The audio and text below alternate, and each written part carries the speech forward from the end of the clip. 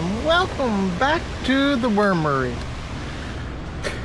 Today is July the 4th. Happy the 4th happy July the 4th to all. And we're in our original worm bin to give it a third feeding. The occupants of my breeder bins took over this worm bin about a month? Yeah, about a month ago. And they are sure working hard at doing their job in here. I don't know if they're making babies.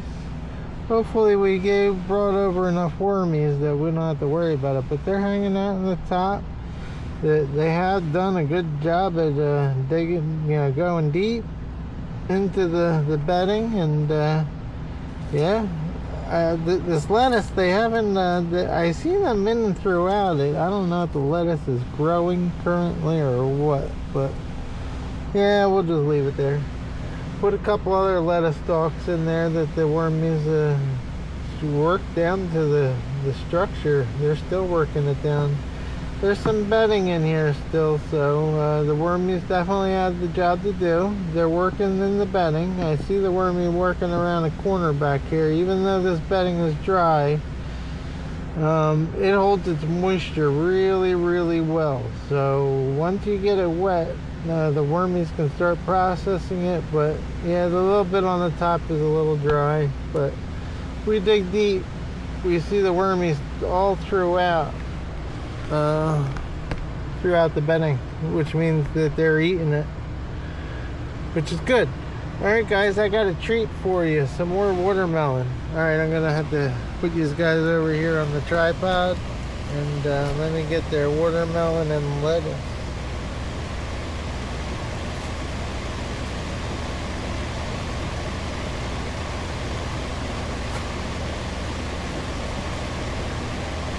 Watermelon was frozen, but it isn't anymore.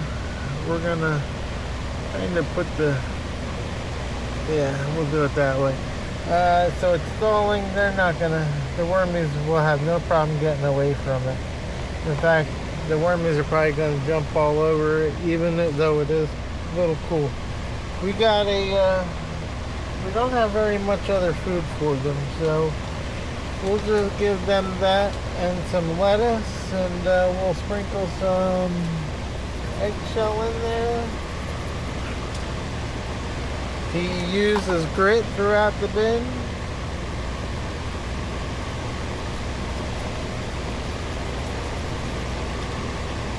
I normally don't just do the food zone with the amendments. I do the whole bin.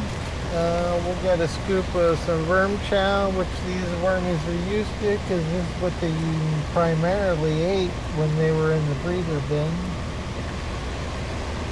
So that's their worm chow. And their top covering. We're going to give them a little bit of bedding on that. Let me see, yeah, we'll do the lettuce top covering, and then we'll do a little bedding. We'll try to cover that stuff so that the flies and the other bugs don't get in here. I've had ants. The ants are trying to take over my dragon fruits. We're about to go to war. I didn't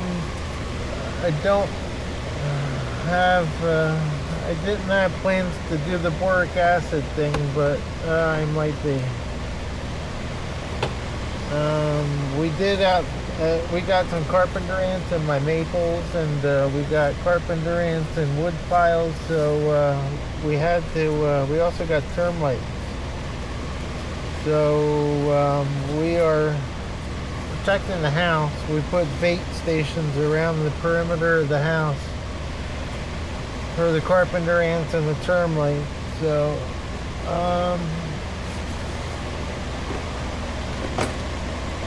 we might be resorting to boric acid and some cornmeal traps in the greenhouse. I hate to do it, but I might have to resort to it.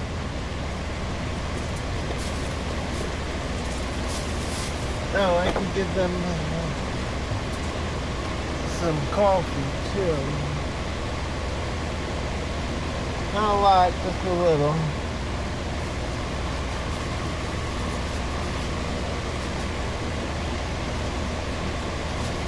Definitely don't want anything to heat up. We're warm enough.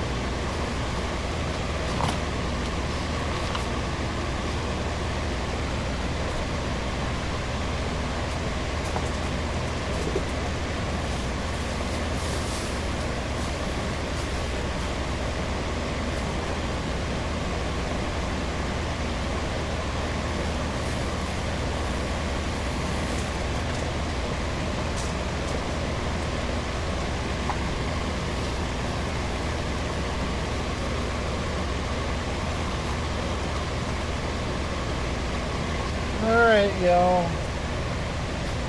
Thanks so much for coming and watching the 35th feeding of my 40-gallon worm bin. Yeah, I'm pretty sure it's 35th. Yep, 35th. No, it's not. This is the original worm bin. This is the third feeding of my original worm bin. I'm going to have to write that down so we don't forget. Yep, number 3 is complete. I'm sure we'll be next. 35 for the original, and number 18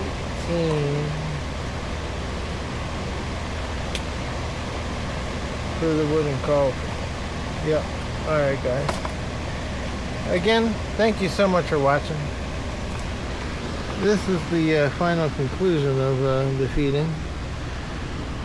Top covering of romaine, and we just gave them watermelon this feeding, and a little bit of coffee and amendments. Alright, y'all. Later.